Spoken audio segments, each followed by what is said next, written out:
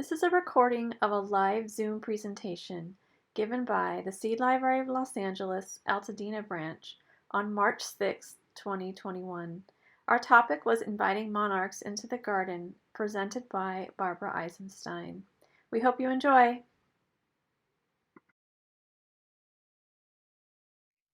Hello. All right. So thank you all for joining us at Slola. And I just wanted to go over a little bit about specifically the goals of Slola and how our seed library works. So the goals of Slola are to grow acclimated seeds to our specific bioregion and climate so as to cultivate crops and plants that are more resilient, hardy, and fruitful because they're naturalized to our weather here in East LA. And this process takes about 7 seasons. We are also interested in building a community of gardeners and people interested in food security, habitat restoration, and wildlife, as well as a network of knowledge and wisdom so that we can cultivate communal resiliency for us humans, the legacy of the seeds we're growing, and the wildlife that we cohabitate with. Slola works via our meetings and then lots of correspondence through email. So our meetings are always open for all to attend and they are free. We'll have guest speakers each month who will share on various topics that we find relevant to the mission. And we also factor in what our members want to learn. To be a member, you must live in LA, and we ask that you live close enough to East LA so that when we go back to in-person meetings, you will be able to join us in person. Membership is a simple process. You pay a one-time $10 donation, and you'll be invited to check out seeds monthly. And we use the term check out because the intention is that you'll actually be returning these seeds that you save to contribute to the evolution of our library. We get many of our seeds from companies like Baker Creek. We would love to grow other selections, other sections of our library, like our native California plants, flowers, and medicinal and herbal plants. Seeds returned to the library must be open pollinated, organic, and non-GMO. If you have questions about this, please email us. And then also we ask that you take the precautions necessary to avoid hybridization of certain plants that like to do that. And we will continue to have seed saving workshops so you can learn more. And I will give it back to Jessica.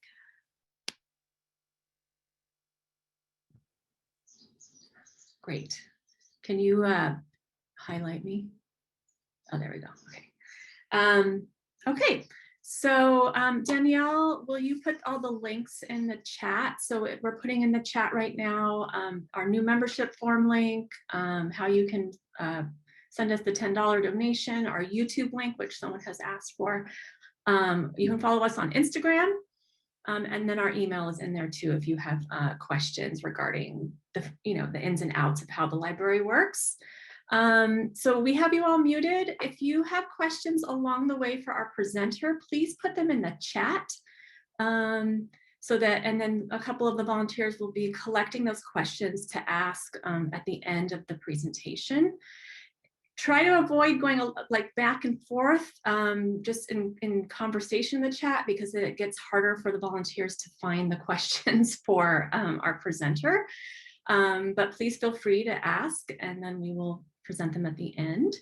So today we are going to be talking about monarchs and supporting monarchs in our home gardens. We have our presenter, Barbara Eisenstein. She has written a book about California native plants. It is called Wild Suburbia, Learning to Garden with Native Plants. And I will put a link in the chat to the publisher where you can find her book.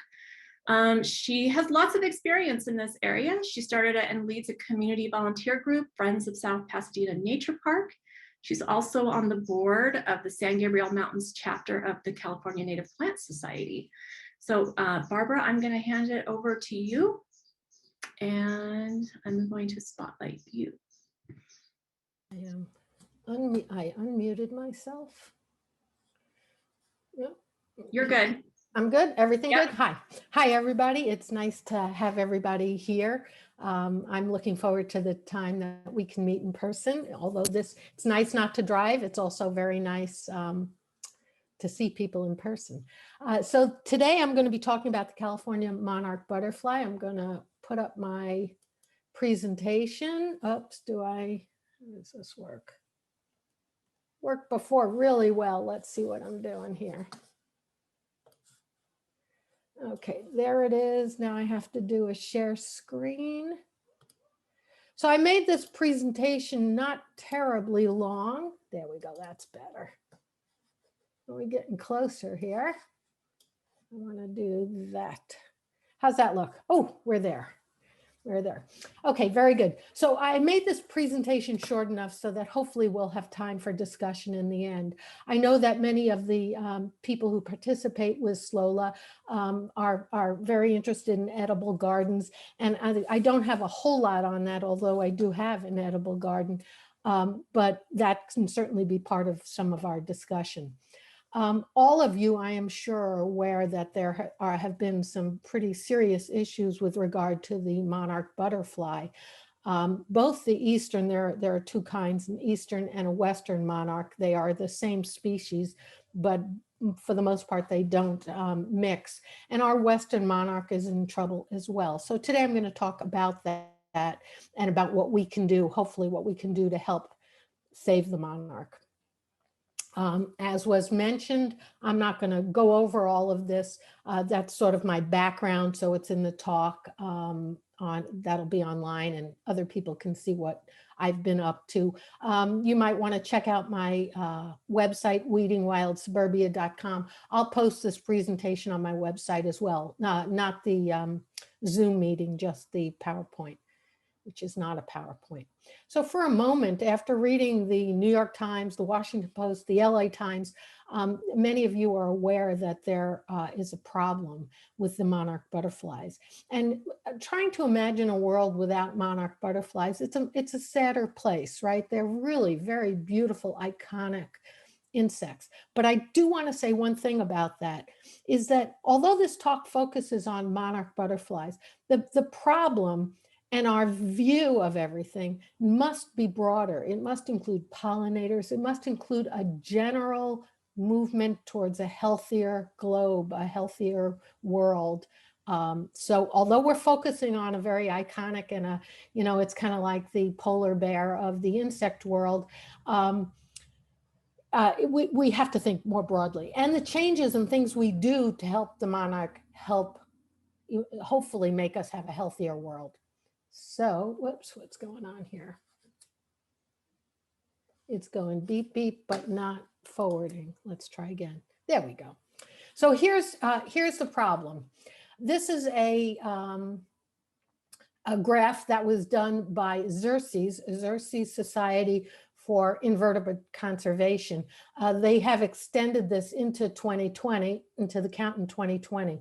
You'll notice that the blue line, that is the number of sites that are being monitored. And since 1997, that has gone up. However, those green bars indicate the number of monarchs that are reported have really declined enormously.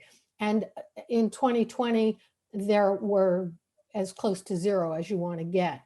A few of the sites had like 1 or 2 or 3, when they used to have many, many, many thousands. I mean, you're seeing they had 1.2 million back in 1997. And I believe there was a decline from like the 70s. I mean, this has been going on for a long time. So this is a really big problem. But the question is, what does this graph actually mean? Why does this keep happening? Oh, I want to go back. I don't know why it is doing this, but here we go. Okay, there we go. In order to understand what that graph means, we're gonna go back into our childhood a little bit and remind ourselves of what the life cycle of a butterfly is. And this is very simplified. There's a lot more that goes on, but you start off with the butterfly. And if it's a she lays eggs under a leaf or in some place. The eggs hatch out, you end up with a caterpillar. Caterpillars go through various stages of life. Their skin doesn't really stretch the way ours does. So they go through what are called instars. When the caterpillar is finally an adult or full grown, it forms a chrysalis. It pupates into a chrysalis, and then the chrysalis eventually turns back into a butterfly, male or female, and there's a mating season and the eggs come again. This is, I don't know if you're hearing it, but every time I try to do this, it beeps funny. I don't know what's going on here. Okay, there we go. So let's talk for a moment about the migration of the monarch butterfly. Not all butterflies migrate, some do, the monarch does. You can see that there's a big migration from Mexico. So they spend the winter in Mexico and they migrate up through the central part of the United States, all the way over to the East Coast. The blue at the bottom tip of Florida is a place where they overwinter, where they stay put. And then you'll notice a really interesting, I'm going to use my pointer line. Can you see my pointer out there? Is it? Yes. You can see right here, this is another overwintering site right along the coast of California. Our butterflies then migrate in the summer out to these areas all along in here, including where we live. And there's the belief that some of them, oh, notice they also leave the state of California. And some of these states will see some of the monarch butterflies. Then when winter comes, they come back and go to the coast because it's warmer, and they overwinter in those sites. Not all of the Western or the Eastern butterflies go through this whole migration. And that's a really important thing to remember. So here they are. There's a question mark right here. It's not clear what's going on because we just haven't had enough monitoring. Because the decline in the numbers, I'm sure we're going to have more and more understanding of what these butterflies are doing, the ones that migrate, how do they interact with those that don't. But there's your picture of the migration that we want to try to remember. If you're really interested in this, I'm going to send you to the expert because I'm not an entomologist. This man, Bob Allen, he's the nicest guy, but he really knows a lot about butterflies. He's been counting them. He's been part of counts since he was a boy, and he continues to do this. On here, these links right now don't. I removed the hyperlink, but when I post this, I think I'll put it back so it'll be easier to get to. Bob gave a presentation recently for Tree of Life Nursery down in San Juan Capistrano, something called Festival of Butterflies. And at 34 minutes, he starts. Before that, the people at Tree of Life talk about putting in a butterfly garden in your own property and how to do it. But if you want the background of the butterflies from a real expert, Bob is the person. He's got great pictures. So he starts at 34 minutes. I also included the CNPS San Diego talk, which he gave recently. That talk, it's really the same talk, but he allows questions throughout. So it's very long, but some of the questions are just the things you're thinking about and you want to ask. So that's just another way to have the same information delivered. So now we're back to this. And what is this graph telling us? So it's telling us that we're not seeing butterflies in their overwintering sites. It is not a count of those monarchs that we see flitting around our gardens that maybe don't overwinter. I don't know how many of you went to places like Santa Cruz, Pismo Beach. There are these overwintering sites where there are groves of typically eucalyptus trees. And it used to be, I went in the late 90s when my son was at UC Santa Cruz, and they kept saying it was a terrible year, but it was remarkable to see thousands of these butterflies. Now, when they overwinter, they're not hibernating. What they're doing is they're sitting on those trees when it's cold and they're all together, and they're really careful about how they position themselves so that they get the morning sun. When they warm up, those butterflies will leave the trees each day if it's warm enough, and they'll go out looking for nectar and then return. So, oops, that's Bob again. I think that every time somebody gets let in, something happens to my computer and I can't forward the slides. So that's why this is a little choppy. But anyway, I'm going to go on. So that's what's happening with the overwintering sites. That's what these counts are about.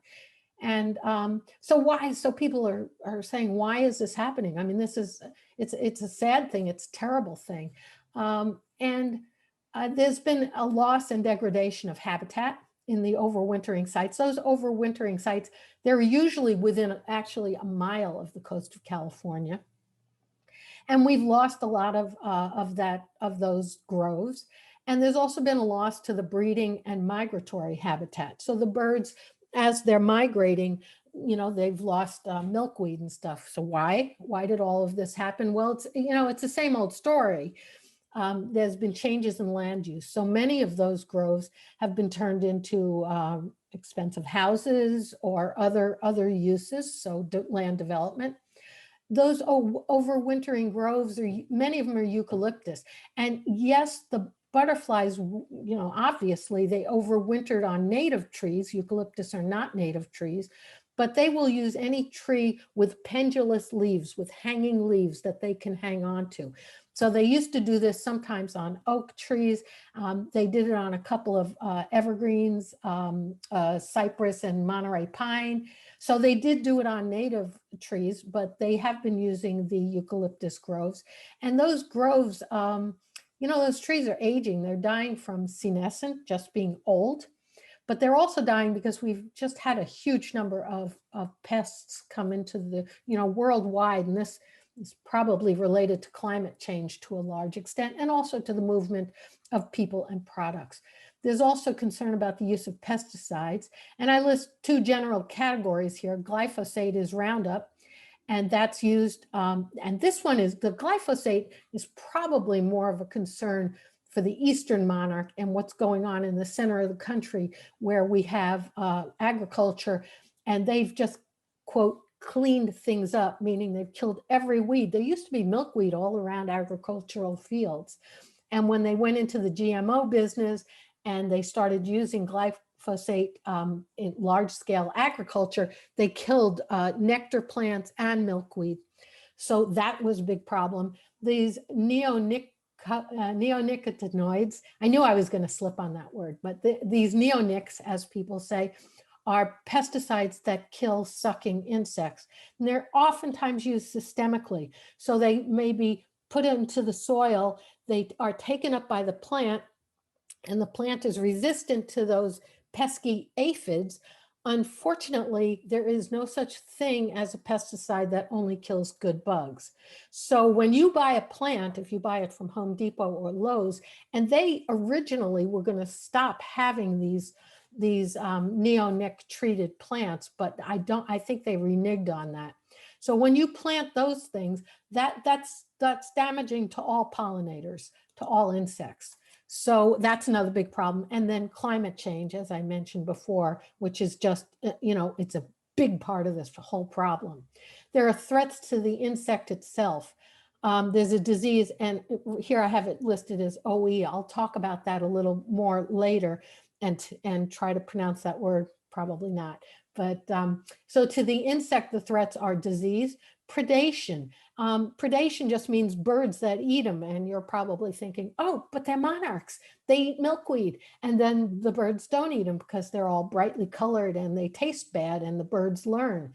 And the birds learn is critical here. Young birds will oftentimes eat monarch butterflies. And unless they have enough of these chemicals to teach the bird, in other words, the bird then throws up, the birds learn that they actually can eat monarchs. So there are issues with predation and there are other, disease type problems like that. There are unknowns that affect breeding and so on. And these things, as I mentioned, are due in part to these neonics, in part to non-native tropical milkweed. And I'm going to discuss that quite a bit because it's somewhat controversial. And once again, climate change, if it's too hot, if it's too dry, if we have these storms. Now, those overwintering sites did not burn. They were not in any of the burn areas. They're really, really close to the coast. But it's been hot and it's been dry, and that, sometimes has a bad impact on the insect as well. There are many websites, and at the end of this talk, I list a lot of resources. But Xerces Society is actually one of my favorite because they're really quite scientific. In fact, somewhat, I think a little bit too scientific sometimes. I think it's a little hard for some people to digest, and that's, I think, where I may come in a little bit, kind of simplifying a little and hopefully remaining accurate. But they have begun a Western Monarch call to action. And these are the 5 steps they want to take. They want to protect these and manage the overwintering sites. There's a lot of discussion about whether one should replant eucalyptus. They grow faster than many of the other native trees that were formerly used. And, you know, you have to decide whether you really want to maintain this amazing migration. Without the overwintering sites, you have no migration. The migration is linked to that. They migrate in order to overwinter, and then they go out and back. They want to restore the breeding and migratory habitat in California, which, you know, includes urban areas. They want to get at that pesticide issue in a big way. They want to protect a habitat outside of California. So I showed you on the map that these butterflies can fly pretty far interior and where it's hot and it's dry. They've got to have nectar plants there, or that they cannot do that. They need the nectar. And they want to answer key research questions. There's an awful lot we don't know about the Western monarch.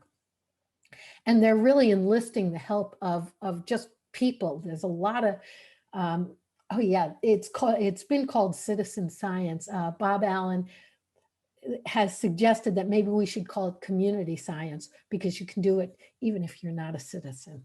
So, so what can you do? What can you and what can I do?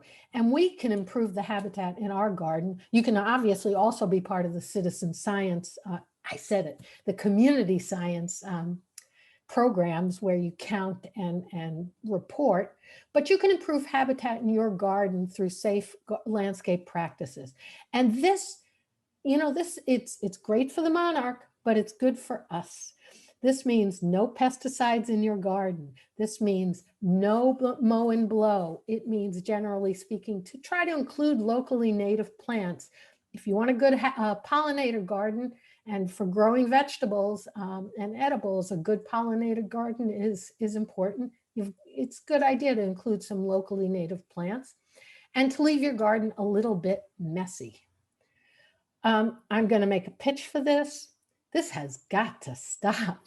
I mean, I don't know how anybody else feels about this, but this is a very unhealthy practice. And it's a wonderful idea to make them electric motors instead of these 2-stroke polluting gasoline powered motors, but that's not the big, I mean, that is a big problem, but electric motors will do the same. They kick up dust into the air. You breathe this, and this dust can be very, very, very small particles that go deep in your lungs.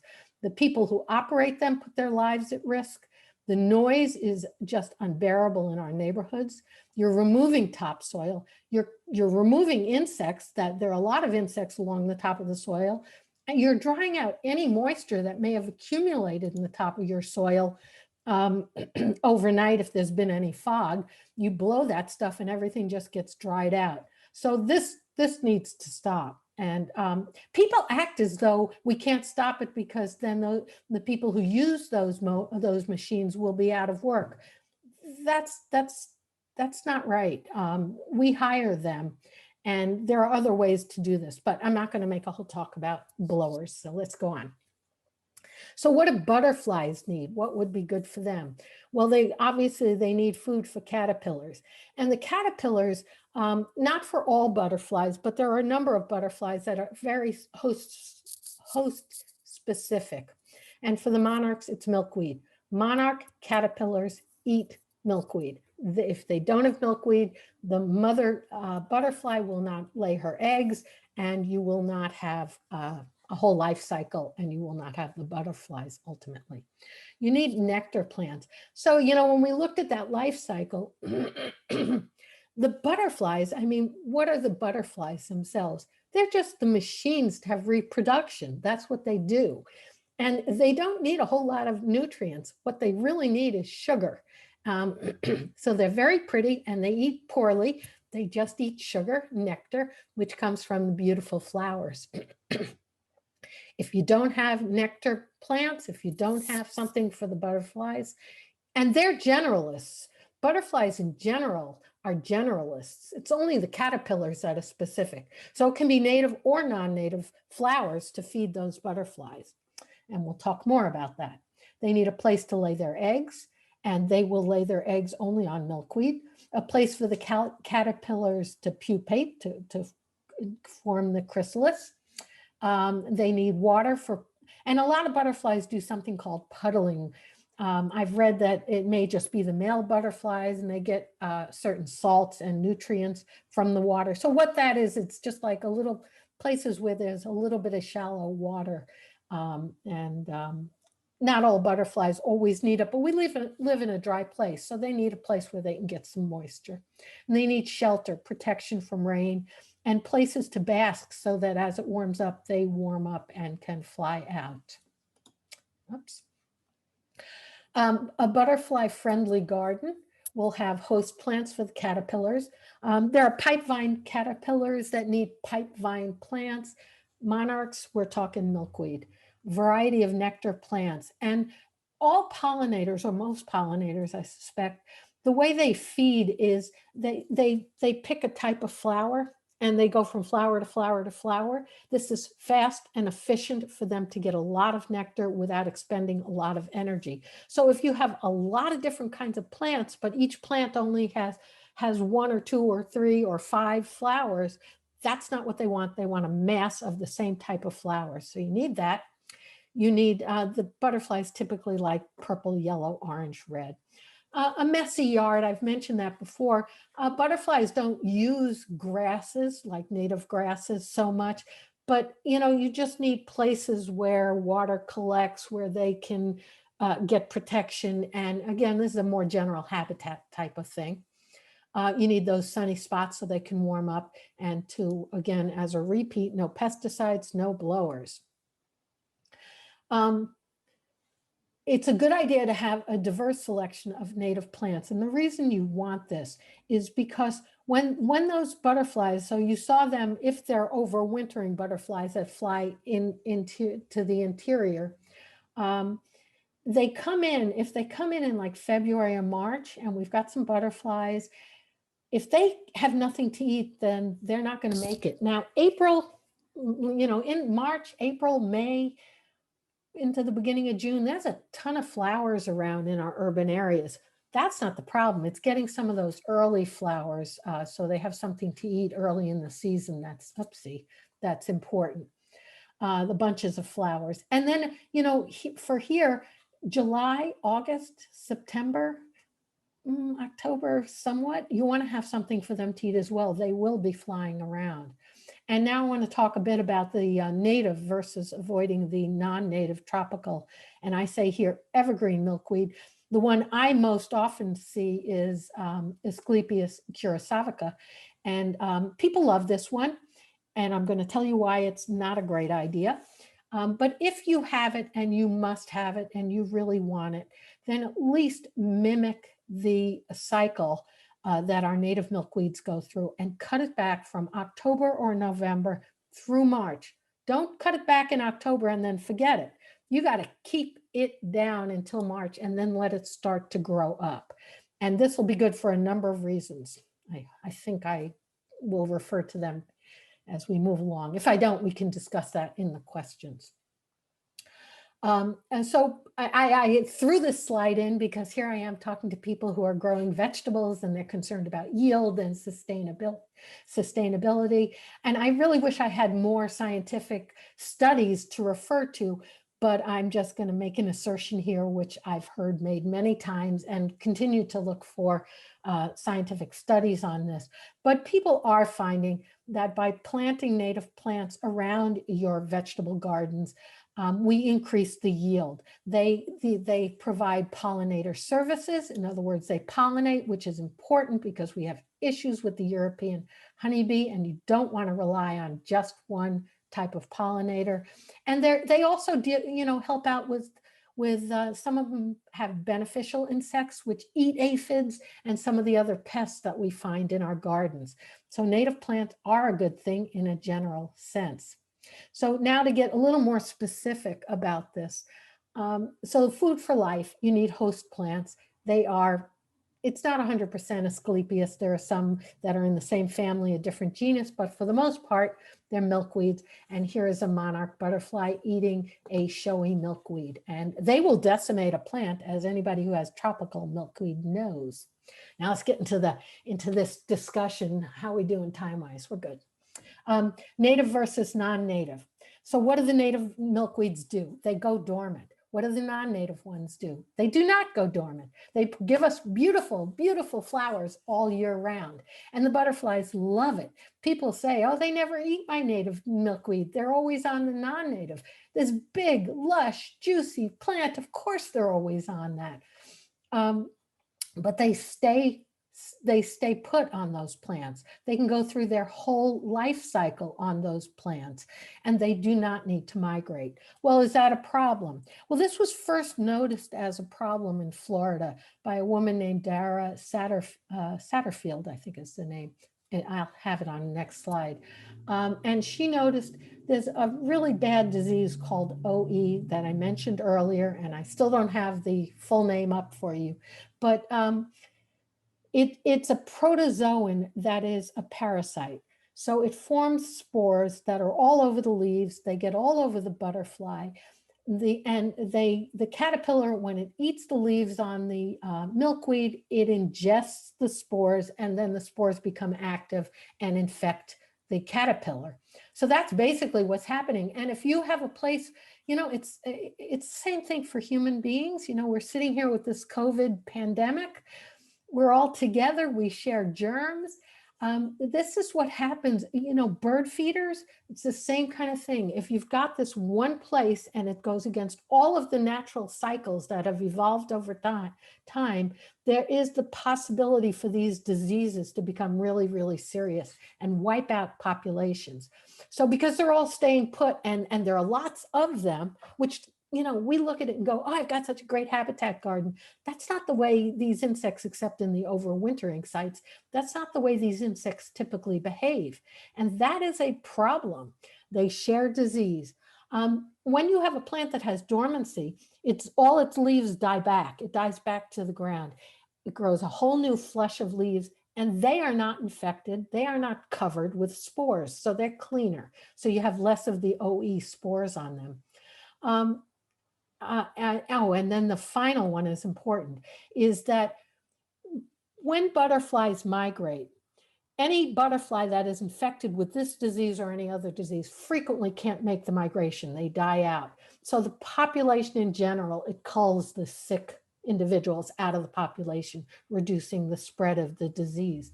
Now, I mentioned this was first noticed by Dara Satterfield in Florida. She was from, I think, Emory University in Georgia, or else the University of Georgia. She noticed it in Florida, and that was like 2006. In 2016, she and others did a study here, same problem with OE. And I will go ahead and see if I can find it. Here is the study, 2016, Dara Satterfield, migratory monarchs wintering in California experience low infection rate compared to those that are breeding year-round on the non-native milkweed. So they looked at those butterflies. And I talked to this gentleman, Bob Allen. He works down in Orange County on many of the campuses down there. They have tropical milkweed, and their butterflies are infected heavily, a large part of the population. Now I get to try to say this. Ophiocystis electroscura. How's that? That was good. Anyway, that's the disease. So here's a caterpillar that's on tropical milkweed. The spores are all over this. When the female, so if it's been going through and the female lived is strong enough, she lays eggs, the spores are on her body. The spores get on the shell of the egg. Then when the egg hatches out, the caterpillar actually eats the shell of the egg, spores on it. So even from the get-go, even if the egg on the inside isn't infected, as soon as that caterpillar hatches out, becomes infected. This is an example that Bob sent me of a chrysalis. They just go black and yicky and die. If they don't and they make it, this is Dara Satterfield's picture. when they come out of the chrysalis, oftentimes they never do come out, but when they do, their wings are stunted and deformed, and they don't extend, and they're unable to fly. If they are able to fly, their wing size is smaller, they're weaker. The caterpillars, if they're infected, they're weaker. It's a really sad story. So you got to get rid of the tropical milkweed. It's not good. And I know it's lovely. And if you're good and you're going to cut it to the ground, good for you. But, you know, we're humans and we get busy. We don't always do what we intend to do. So there are some very beautiful native milkweeds. I included these 4. There are many, many more, and many of them are native to the desert areas. And we've grown some of the desert ones in our nature park and have done well with them as well. But I included these because they're found more locally, except for, oh my goodness, this is wrong. It's not woolly pod, it's showy, except this one, showy milkweed, is from more northern California. So if you grow that one, it needs a little more shade and a little more sun. It's a really beautiful milkweed. This narrow leaf milkweed is the one that would be probably most common, needs some moisture, some water. Woolly pod is quite common and it'll take more dryness. And the California milkweed is one that grows at somewhat higher elevation. So again, not blazing sun probably. Now I always feel like a little bit of a, I don't know, I get a little nervous because I have not been successful growing native milkweeds. And I've talked to a lot of other people who've also had problems. And I've also talked to a lot of people who have been quite successful with it. This is a stand at Rancho Santa Ana Botanic Garden. And this is, you know, that's what you're going to get. That doesn't look like tropical milkweed. This is what's good for the butterfly. Here's the flower, here's a little caterpillar and a seedling of this milkweed. If you look right in here, you can see the Oleander Aphids. Am I going to leave enough time? Yeah, okay. And here are the seeds. I'm going to go a little faster. Here's woolly pod milkweed, not spectacular, gorgeous, but if you get really close to the flowers, they are spectacular. But, you know, like with a lot of natives, you got to get close and look. Showy milkweed is spectacular, even from a distance. This is a clump growing at California Botanic Garden that had the caterpillars eating here they are eating the leaves. There were lots of them on that. Again, it still goes dormant and dies down. And then this is from out in the wild along probably a trail of the California milkweed. And again, the flowers on milkweeds are really beautiful, really unusual. So let's talk real quick about tips for growing them. It's best to start from seed. They germinate in March. So this is one of the few California native things that I'm going to suggest you do now. And you can just spread them, just sow them in your garden and water them. You want to water them deeply for a while to keep them going. When the seeds germinate, you have to keep them moist so that they don't just dry out. You can start them from plants. Again, don't start them in the fall or winter because they're going to go dormant shortly thereafter. And if their root system is not strong enough, then they won't come back the next year. So there aren't many things that you say start them up now, but this is one of them. All milkweeds have Oleander aphid, those yellow aphids. What can you do? I squish them, and you're not going to get rid of them, but you want to try to keep the numbers down. Bob Allen sits there with a beer, a Q-tip, and a little bottle of rubbing alcohol, and he dabs them off. You can get ladybugs. Ladybugs are great. Here's a picture from our nature park of some of the milkweed that we've grown. So we've sprouted them and put little sprouts in the ground. We've done this because we've tried the more conventional things of putting seed directly in the ground. We have gophers there and difficult conditions. And it's not like we don't have milkweed. It's just that we haven't been as successful. We've noticed that the milkweed and other wildflowers oftentimes come up beside rocks. So last week we planted these all in this area and placed rocks carefully. And there's a milkweed sprout and there and there. I'll let you know. Here's a picture from the nature park of a ladybug that is having a wonderful meal. We have gophers. I don't think they're eating the milkweed, although I'm not sure, but they disturb the soil so much that our seedlings don't oftentimes get killed. So we've tried gopher baskets. We've tried them along rocks. I just wanted a nice, juicy, healthy looking caterpillar there. So this, again, pictures from our nature park. It's not all doom and gloom in the park. This is from a couple of years ago, and all of this are these narrow leaf milkweed, and we're gonna keep working at this. We're gonna end up with a good, sturdy, durable stand of milkweed. Back here are elegant Clarkia undulata. Of course, the poppies running through. There's some monkey flowers. So the flowers providing nectar for the mamas who are going to lay the eggs on these milkweed. Getting close to the end. You need nectar plants as well. As I've said repeatedly, here's a butterfly in my garden on a plant called, I used to call it Palmer Senecio. It's from the Guadalupe Islands, so not terribly local, but it's got these yellow daisy-like flowers, which is what the butterflies frequently like. Here's an example of bunches of flowers. There's a painted lady or a West Coast lady. I really should look at that and be able to say which one it is. But again, you notice there's just lots of flowers, and she just flits from flower to flower, getting the nectar that she needs. The seaside daisy grows more in the summer, which is why I showed that. This one gives examples of some of our native plants that are so beautiful and that bloom early to provide food for the monarchs. This picture down here shows a monarch on common fiddleneck, which it just comes up like a weed in the nature park. If you haven't been to the nature park, it's in South Pasadena. You can find it on my website where it is. It's near the York Boulevard Bridge. And I invite you to go there. The Encelia, the bush sunflower, in bloom right now, as is this. Dry year, and this is too. Dry year, not so much going on there. Many of the native sages bloom. Mun's is one of the earliest bloomers. There's coral bells. There's a bee here on bladderpod, which blooms almost all year. In my garden, this verbena, it's a cultivar, it's a selection that is just really spectacular for a garden. In the ceanothus, there are many different ones, and again, they have different bloom periods depending on which cultivar. The maridamus ones, ceanothus maridamus, there are many cultivars are early for that. Then summertime comes and everything dies back and we don't have a lot of flowers.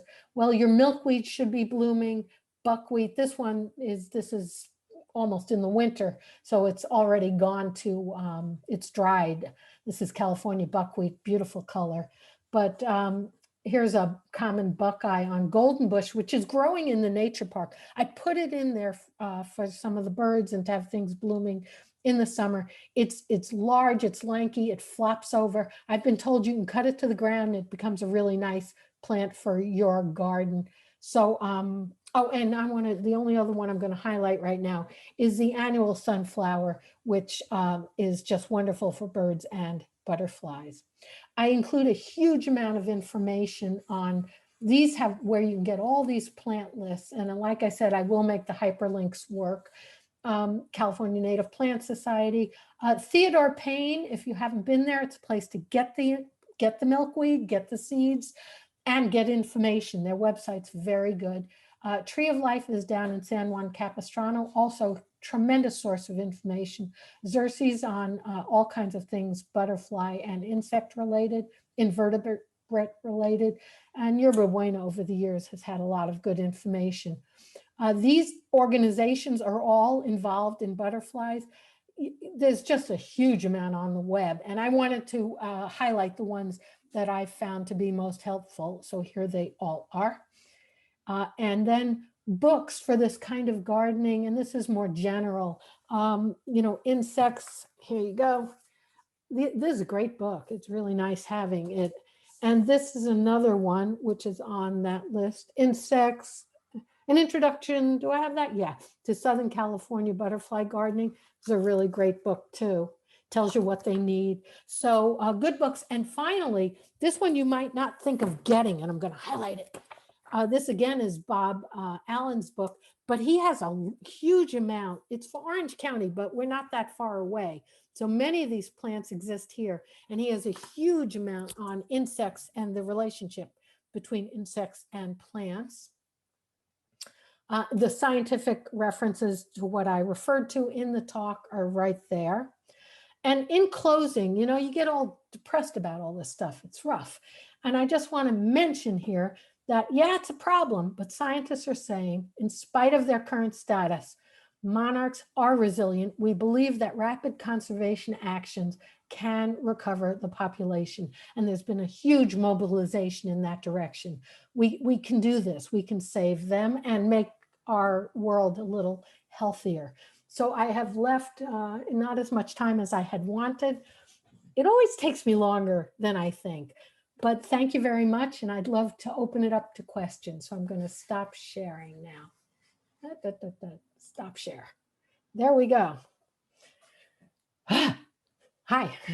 So do we have questions?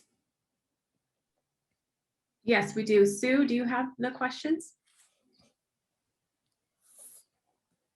You're muted if you're trying to talk.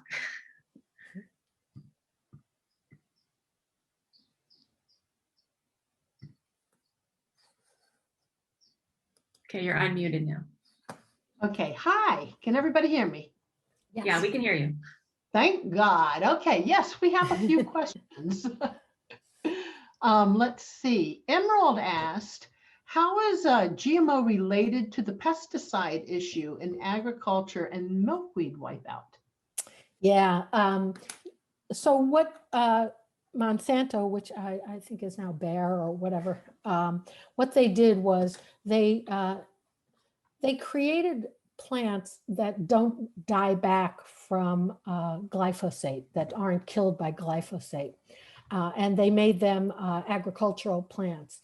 Then if you just spray glyphosate all over everything except for their GMO plants, so they're genetically modified so that they are not susceptible to, they don't die from glyphosate, but everything around them does, then this is a very fast way to get rid of all the weeds and keep what you want. Unfortunately, you get rid of an awful lot. You also contribute glyphosate. You know, I know it's had a lot of bad press with it possibly causing cancer and all these other problems, but it was a really fairly benign herbicide as these things go that was created. And over time, usually these become less effective and less useful as plants develop ways around them and resistance to them, as the COVID virus is teaching us. So there are many reasons why it was a bad idea to do this in agriculture. And maybe in some ways it could have been a good thing, but you know, these companies are out there to make money. So that's the relationship. They use GMO modified plants that do not die from this herbicide, and then they spray the herbicide over the whole area, and it kills all the milkweed and all of the nectar plants that would have been growing around the farms. It kills everything except for the corn and the soy and the stuff they want to grow. So that's the answer. It's a sad story. So does that answer it? I think it does. Hopefully it does. If not, I'm sure someone will say something in the chat. Okay. Next question. Danica asked, how do we know the difference between these neonicotinoid plants and safer resistant varieties? Right. Well, you know, for one thing, if they're labeled organic, then they don't have neonics and they're not allowed to have that in them. I'm not sure in ornamentals what kind of labeling they need to have, but you know, I guess, to be honest with you, I would stay away from the Home Depot and the Lowe's until I was really convinced that they were providing plants that were safe and healthy to use, and go to a reputable nursery who's getting their product from places that are growing them more organically. So that would be my answer to you, because I'm not sure what the official rules are with regard to, you know, there used to be signs on these plants that would say they would be bug free. You know, and I'll give you one other little story. I had a coffee berry, which is a native shrub, in my garden, and I had somebody who I really respected over there, and he was looking at the plant, and there was a leaf that had been eaten on my coffee berry, and he said, "Oh, that's a little unsightly," and that is just wrong. You really want those leaves to be eaten a little bit. You really want to have a variety and a balance of bugs. I'm probably preaching to the choir here, But as far as, purchasing safe plants, I guess I would stick with things that are labeled organic and go to good nurseries that I trust. So. Okay, well, moving right along, we have, which brings the question, what are the best nurseries to purchase the Purest plants from? And I did post a summary of all the nurseries that people in the feed were mentioning during the course of your talk, Terrific. which includes Two Dog Organic Nursery. I've never heard of them. Theater Pain, obviously, Hachamanga, Artemisia Nursery in East LA, Temple Beth Israel, and Plant Material in Eagle Rock. Yes. Oh, you covered so many of them. That's excellent. You can get on my website, Weeding Wild Suburbia. And recently I updated my website on places to get native plants. So it's not just organically grown plants, it's native plants. I don't have Two Dog Nursery on there. I'm not sure whether they're native. I'll check into them and add them if that is what they do. It doesn't have to be 100% native, obviously. But I do have a good list on there, and it includes many of the ones that you brought up in the chat here. So again, I learned something, and I'll check into Two Dog Nursery. The other ones I am familiar with. So Terrific. yeah. Okay, Geo, I hope I'm saying that named right, says, I planted milkweed last year, but they got infested with aphids. I think you've already pretty much covered that one. You want those aphids, right? No, you don't. Aphids, and those are oleander aphids. They were brought in with oleanders years and years ago, and it's a non-native pest, and they are basically out of control. We don't want them. They do not make the, some birds and other critters, other insects eat them. So yeah, they're providing some food, but there are too many of them. It's not a happy situation. So like I said before, there's not a lot you can do about them. They will get infested with that. I just go out there and I just, it's disgusting. My fingers turn yellow. Most people won't do this. I just squish them. And all I'm trying to do is to clean it off enough that the butterfly has a place to lay her eggs and that it's not totally decimating the plant. And I'm accepting the fact that the aphids are going to be there. So good luck with that. Got it. Okay, Victor asked, which variety of milkweed grows best? He says he's had trouble with narrow leaf. Yeah, me too, Victor, me too. So this is what I've been told by people who have been more successful. Somebody mentioned in the chat clay-like soil. I do believe that the native narrowleaf milkweed likes a little more moisture. So if you have really sharply draining soil, which is good for many natives, that milkweed will probably struggle, and you want to put it with a little more shade, maybe in a place it'll get a little more water and a little mulch on top of it. So you're doing those kinds of things. We continue to work on this in the nature park where we do have heavy clay soil. The problem is we don't really irrigate down there. So sometimes it just, once you get a stand, that's really good. It can take quite dry conditions, but as you're trying to get them going, they really appreciate a little bit of help with the watering. So I would suggest that you keep trying. I have been told that seeding is the best thing. It is better than planting the little seedlings or planting the plants. We're doing all of those things. A little bit of shade, a little bit more water. One thing that I've done is I've newly in my own garden put the milkweed near my vegetable garden. It's on the outer edge because it's a little wetter there, and I have it along, it's got a little sort of edge next to it to give it a little bit of shade from the sun through the hottest part of the summer. But keep trying is all I would say. It's not like tropical, which is really easy to grow, and I wish it were. But once it gets going, people have said that it's aggressive and invasive. I don't think it's horribly invasive, particularly in Southern California, but I'd like that problem right now, aggressive, invasive. So keep trying is what I'd say, and follow some of those suggestions. Also try the other one, the woolly pod milkweed, because that takes drier conditions. So I'm going to give that one a try. Other questions? Brian says, I just patrolled the garden this morning and found slugs eating the milkweed sprouts coming out of dormancy. Oh, I'm sorry. That's awful. Yeah, I mean, if you've got moist conditions, you're going to have snails and you're going to have slugs. And if you have snails and slugs, you basically will not have any seedlings because in one night's time, they will eat them all, correct? In my desperation, I've tried many things over the years. And the last thing I tried last year was Sluggo. And I got to tell you, that stuff worked. I don't use chemicals. I try really hard. But I used, did anybody else have any comments on, am I a bad person? I mean, Sluggo works. Beer traps. I've tried them. Yeah. No? Some of them go into the beer traps, but it only takes one or two big fat piggy slugs to just wipe out all your seedlings. I have tried beer traps. I've tried rocks and other things. I've tried cardboard, and so they collect under there and you pick them up and I've tried everything, and really the only thing that's worked for me has been Sluggo. Sorry. I've used Sluggo too, so, Yeah. Sometimes I'm just do seeing it. broken up eggshells. They may dissuade slugs and it may help, but again, that's my experience is that they're very detrimental.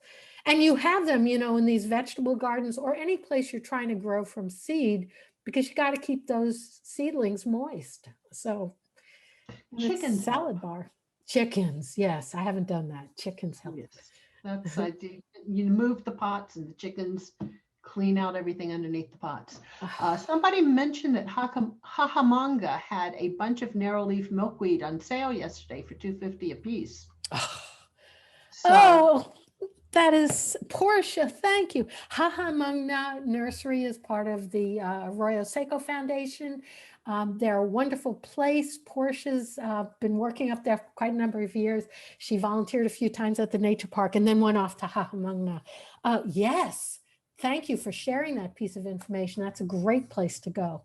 I'll add that we have been giving out small packets. Do I have one? Yes, I do, I think, of, no, I don't, of milkweed seed that we bought from Theodore Payne at the South Pasadena Farmers Market from about 5 or 4:45, 5 o'clock until about 6 in there. We've been handing those out for free to the public, the seed packets, so.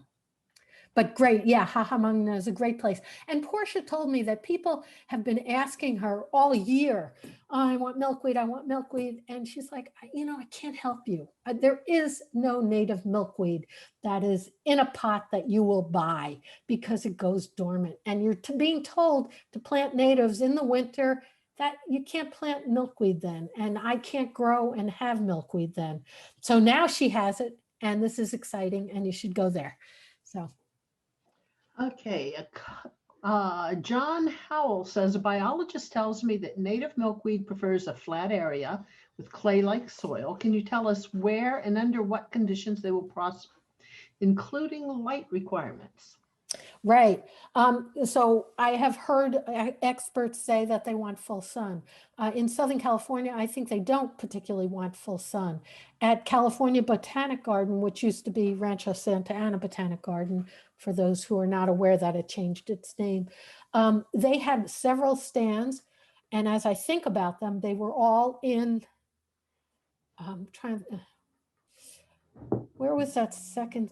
Oh, yeah. One of the, so Rancho or California Botanic Garden has, it has an upper mesa area, which is heavy clay-like soil and it's flat. And then there's a fault line. And then it has this lower area that has much better drained soil, more typical of parts of Claremont. And I've seen it growing in both of those places. So I do believe it's flat. And I think it likes to be a little bit near water, and it wants a little bit of shade. Preferably afternoon shade when it gets really hot in the summertime. Like I said, once you get a really good stand going, it's going to be aggressive and durable. It'll reseed, it'll come back year after year. But those are the conditions that I have been told people have had success with it. And I've seen some really beautiful, nice looking stands. And I'm like, I want that. So yes, John, I agree. Okay, and our questions are just about wrapping up here. We have Christina asks, what is the best soil to buy, both for potting and land? I assume she means like a raised bed. Also, fertilizer, which one? Okay, so for native plants, no fertilizer. If you have really poor soil, extremely well drained, so like people used to talk to me about this who live really close to the beach, and they had just very sharply draining soil, and they had almost no nutrients in their soil. Some people have said they really have to add organic or some kind of nutrients to the soil.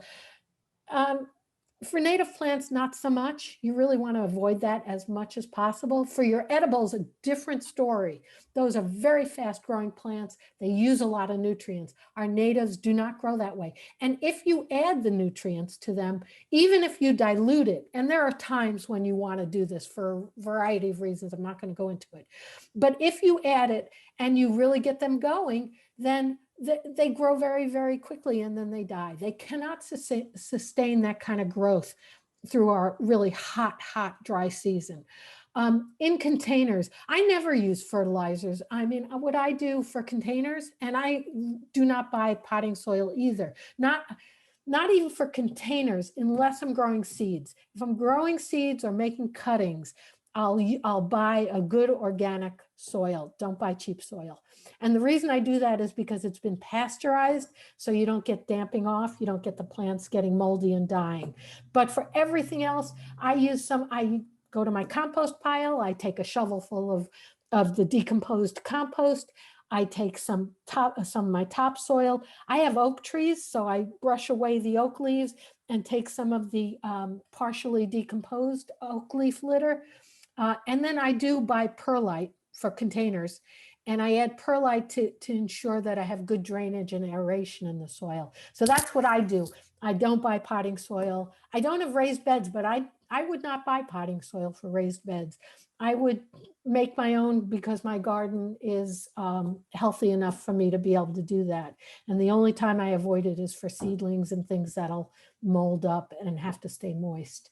So that's my experience. And I'm sure that people who have I have vegetable gardens, and I do not add fertilizer to it. I'm in South Pass and we have great soil, but I do top dress the soil all the time.